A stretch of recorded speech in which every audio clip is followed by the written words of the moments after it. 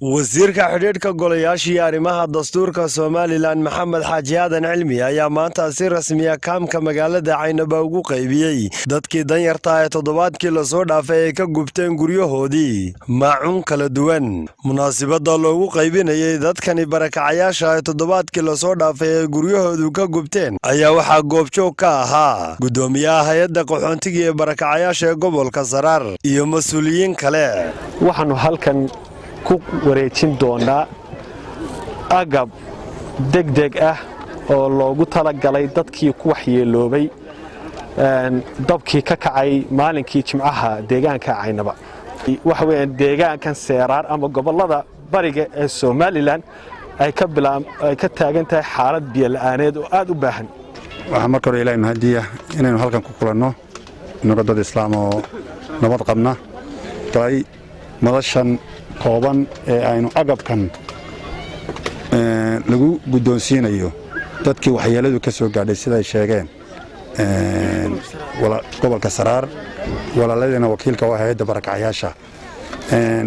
waa siyaasadda dawladda ayaan odhan karaa uu hogaaminaya Musabbix Cabdi golihiisa wasiirada oo mar walba iyagu ka jawaaba markay waxyaalahan oo kale ay yimaadaan. aad baan runtii dawladdeena iyo wasiiradeena uga mahadnaqaynaa arrintaas iyada ah.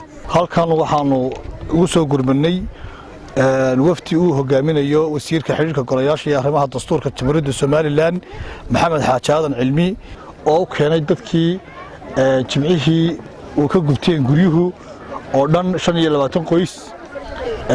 hay'adda qaxoontiga iyo barakacayaasha qaranka Jamhuuriyadda Somaliland ee uu hogaaminayo Cabdikariin Axmed Maxamed Xaniif oo ay sideen wasiir Maxamed Xaaji Aadan Cilmi. wasiir Maxamed Xaaji Aadan aad baan uga mahad celinaynaa.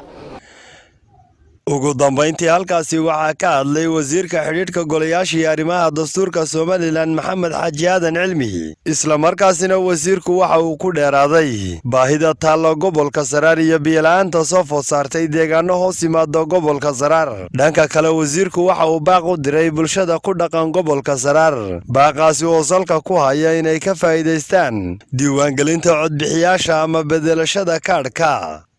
marka koowaad dabka ka qarxay kaamkan ka nabadgeliyay inuu nafo ay ku waayaan nafahooda ama ay ku dhaawacmaan ilaahay inaga nabadgeliyay waa ku mahadnaqayna. waxaan kaloo mahad celinayaa gudoomiyaha barakacayaasha oo runtii dareen degdega ka muujiyay isagoo dawladda ka wakiila deeqda la gaadhsiinayo intay doontaba ha leekaatee dadka barakacayaasha ah. run ahaantii waxa aynu rabno inaynu dadkeenna u qabanno way ka ballaadhan yihiin 50 qoys ee halkan aynu maanta ugu nimi. laakiin waxaanu u nimi oo aniga halkani keenay kow inaan u kuur galo nolosha dhabta ah iyo duruufta dhabta ah ee halkan ka jirta iyadoo kaamamka kalena ay kanuun la mid yihiin. inta ka horeysana xukuumad ahaan iyo hay'ad ahaan iyo shacab ahaan iyo maalqabeen ahaan waa inaynu dadkeenna nugulka ah aynu ka warhayno jiro weli kaar bedelkii lagu jiro ayaamaha hadhay in aad looga faa'iideysto qofku meeshii uu munaasib ku yahay inuu codkiisa ka dhiiban doono inuu ku hubsado inuu kaarkiisa ka rajiskareeyo. laba inuu doorto qof hufan oo uu ka rajaynayo. waa Cali Aadan Dirir Cali Taani wararka telefishanka Cable magaalada Caynaba.